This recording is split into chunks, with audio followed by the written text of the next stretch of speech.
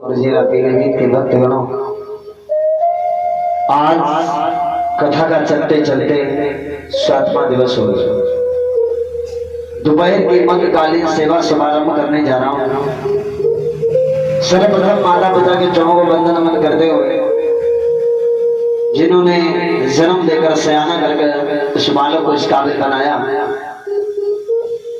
गुरुदेव जी के पावन चरणों को वंदन नमन करते हुए हमारे परम पूज्य आदरणीय संत शिरोमणि श्री 1108 स्वामी परमहंस स्वामी विचार स्वरूप दास उर्फ त्यागी बाबा टापर वालों के पावन चरणों में वंदन नमन करते हुए, सभी तीर्थ स्थानों को वंदन नमन करते हुए, आदि शक्ति दुर्गा माँ के बिहारी बालाजी महाराज गणेश और खटू श्याम शनिदेव बाबा को, आदि शक्ति दुर्गा माँ को प्रणाम करते हुए अपनी वाणी को आगे बढ़ाते हैं। एक बार बाकी बिहारी भगवान श्याम सुंदर बेटा एक पत्थर की शिला पर बैठे मन में थोड़ा ध्यान देना। पत्थर की शिला पर बैठे थे तो पांचों भाई वहां से चले। कौन? अर्जुन, नकुल, सहदेव, धर्मराज। बेटा पांचों भाई धीरे धीरे चले, भगवान श्याम सुंदर के पास पहुंचे और कहने लगे, प्रभु मैं अब जीना नहीं चाहता हूं। भगवान कन्हैया कहने लगे, पांचों पांडवा आज इतने कमजोर हो गए, तुम जीना नहीं चाहते हो? हाँ प्रभु, मैं जीना नहीं चाहता क्योंकि इस कलिकाल में इतना अत्याचार पापाचार हो रहा है। बोले क्यों? तुम जीना नहीं चाहते तो मेरी एक बात सुनो। इस सामने इतना बड़ा जंगल है, आप ऐसा करो पांचों भाई इस जंगल में प्रवेश कर जाओ।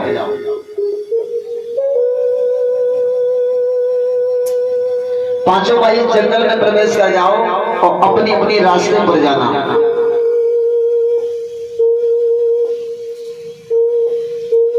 और भैया जी गुप्त दान कर रहे हैं, प्रभु के चरणों में परमात्मा सदा कल्याण करे। अपनी अपनी रास्ते पर जाना। जिस रास्ते में जिसको जो चीज मिले उसे पहले विवेक शुक्ला समझना, परखना, और ना समझ में आए तो आके हमसे मिलना, उसके बाद में मरना। पांचों भाई चल पड़े। पांचों भाई महाराज उस जंगल में पहुंचे तो जिस रास्ते से अर्जुन जा रहे थे उसी रास्ते में एक गाय बियानी पड़ी थी। गाय, और वो गाय बछिया का दूध पी रही थी। अर्जुन देख के चौंक पड़ी, कैसा संभव है? बछिया को गाय का दूध पीना चाहिए लेकिन गाय बछिया का पी रही है। चलिए कोई बात नहीं, भगवान श्याम सुंदर जी ने कहा था ना समझ में आए तो हमसे मिलना। नंबर आया नकुल का। पुजारी जी, नकुल जिस रास्ते से जा रहे थे उसी रास्ते में एक किसान अपने खेत के चारों ओर बिरवाई कर रहा था, अपनी फसल की रक्षा करने के लिए। और उसके सामने एक आंधी आ गई और उसकी आंधी इतनी तेज आई कि उसकी फसल, उसकी बिरवाई उखड़ के उसी की फसल पर गिर गई। उसी की बिरवाई ने उसी की फसल को नष्ट कर दिया। नकुल कहने लगे, एक ऐसा संभव है, इसने तो अपनी खेती को बचाने के लिए बिरवाई लगाई, उसकी बीमारी ही नहीं, इसकी फसल नष्ट कर दी। कोई बात नहीं, बिहारी जी ने कहा था ना समझ में हमसे मिलना। नंबर आया सहदेव का। संगत में जाने वाले ध्यान से सुनना, नंबर सहदेव का आया तो सहदेव ने क्या किया, देखा जाकर रास्ते में एक किसान कुआं से बाल्टी भर रहा था और ऊपर चाचा लोगों 9 घड़ा रखे हुए थे। 9 घड़ा। उस किसान ने कुआं से विवेक शुक्ला एक बाल्टी उठाई और उन 9 घड़ाओं में डाली। वो 9 घड़ा भर गए। वो ऊंचाई वाले विवेक शुक्ला जी 9 घड़ा भर गए।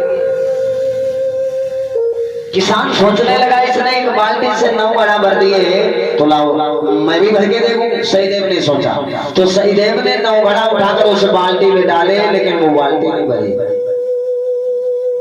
सहदेव सोचने लगे एक ऐसा चंबा है, एक किसान ने एक घड़ा से 9 बाल्टी भर दी, 9 घड़ा भर दी, एक बाल्टी से मैंने 9 घड़ाओं में 1 बाल्टी नहीं भर पाई।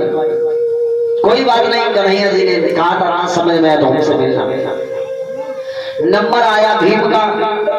भीम जिस रास्ते से जा रहे थे उस रास्ते में 3 कुआं बने थे, लाइन से 3 कुआं बने थे, और पहले कुआं से पानी उड़ रहा था, तीसरे में जा रहा था महाराज। शुक्ला जी जाना तो दूसरे में चाहिए, लेकिन तीसरे में जा रहा था। भीम कहने लगे एक ऐसा चंबा है, अरे लाइन से 3 कुआं बने हैं तो दूसरे में पहले पानी जाना चाहिए, लेकिन तीसरे में कैसा? भीम कहने लगे चलो कोई बात नहीं, बिहारी जी से बात करेंगे, हो सकता वो इसका शंका का समाधान करे। शुक्ला जी नंबर आया धर्मराज का, जो जीवन में कभी असत्य नहीं बोले। धर्मराज जिस रास्ते से जा रहे थे उसी रास्ते में अचानक एक तूफान आ गया, और वो तूफान एक पहाड़ से टकराया। पहाड़ में महाराज इतना बड़ा पत्थर उखड़ा, और शुक्ला जी पत्थर नीचे के लिए गिरा तो जितने मोटे मोटे पेड़ खड़े थे वो पत्थर पेड़ों से टकराया तो पेड़ चकनाचूर हो गए, और पत्थर जब घास में गिरा तो पत्थर धुआं बन के उड़ गया। धर्मराज कहने लगे एक ऐसा चंबा है, अरे मोटा पत्थर जब पेड़ों से टकराया तो पेड़ चकनाचूर हो गए, और जब पत्थर घास में गिरा तो पत्थर धुआं बन के उड़ गया। 5 भाई वापस लौट के आए। 5 भाई ने दंडवत प्रणाम किया। केशव माधव से कहा हे केशव, हम लोग बड़ा असंभव से बात देख के आए। सर्वप्रथम नंबर अर्जुन का आया। भगवान ने अपने पास में बुलाया और भगवान कहने लगे कहिए अर्जुन क्या देखा आपने? अर्जुन कहने लगे महाराज हमने तो देखा जंगल में गाय बियानी पड़ी थी, और वो गाय बछिया का दूध पी रही थी। भगवान कन्हैया मुस्कुराए और कहने लगे हे पार्थ, हे धनंजय, हे कपिली, हे ग्रीटी, हे कपिध्वज, अर्जुन के 12 नाम हैं। और अर्जुन के भोजपत्र पर 10 नाम लिखकर किसी जानवर के बांधो पैर में या गले में तो जीवन में खुरपका मुरपका बीमारी नहीं लगेगी। अरे पार्थ तुम्हें नहीं मालूम कलयुग में एक दिन ऐसा आएगा कि लड़कियों की नौकरी शिक्षा मित्र में लगेगी, रुपया पैसा उनके माँ बाप खाए, बछिया का दूध पी रही है गैया। कहिए नकुल तुमने क्या देखा? नकुल बोले महाराज हमने देखा ये किसान एक कुआं से बिरवाई कर रहा था खेत के चारों तरफ, और आंधी आई, उसकी बिरवाई उसी की फसल पर गिर गई, उसी की बिरवाई ने उसी की फसल को नष्ट कर दिया। भगवान मुस्कुराए कहने लगे नकुल तुम्हें इतना ज्ञात नहीं है? अरे कलयुग में एक दिन ऐसा आएगा देश की रक्षा करने वाले ही देश के भक्षक बन जाएंगे।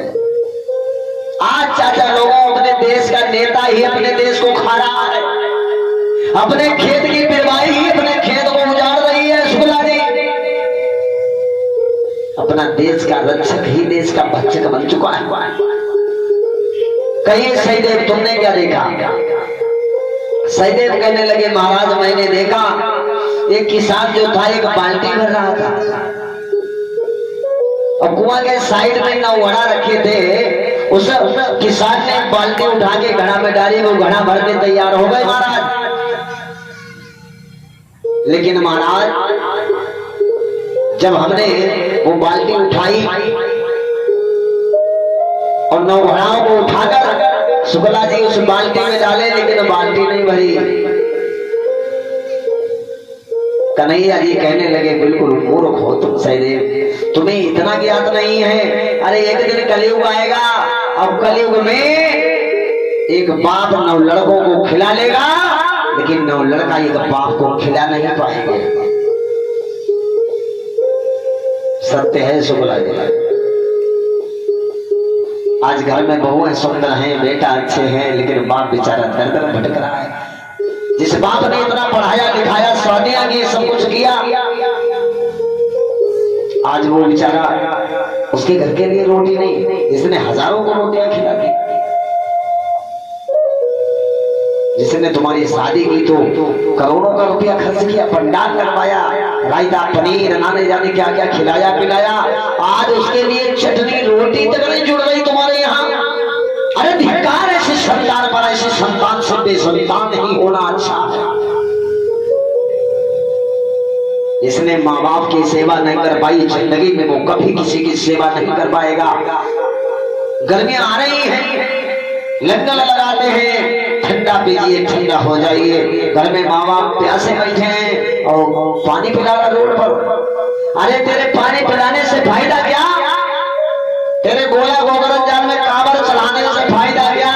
तू अपने माँ बाप के पैर नहीं छूता, गोला गोबरन में जाके वहां काबर चढ़ाएगा हरिद्वार से लाके, वो क्या तेरी पुकार सुन लेंगे? जिनके घर में माँ बाप प्रसन्न हैं, उनके घर में स्वर्ग समान है। उनके घर में आज भी सतयुग है, सतयुग। और माँ बाप से आगे न वेद है, न शास्त्र है, न पुराण है, न गंगा तीरथ। माँ बाप से बड़ा कोई नहीं। लेकिन आजकल के बहुत से मूर्ख हैं, अरे बुढ़े तूने मुझे क्या पढ़ाया। ये लोग ऐसा बकते हैं कि जैसे जिंदगी में कभी भी ये बूढ़े नहीं होंगे। हाँ, जिंदगी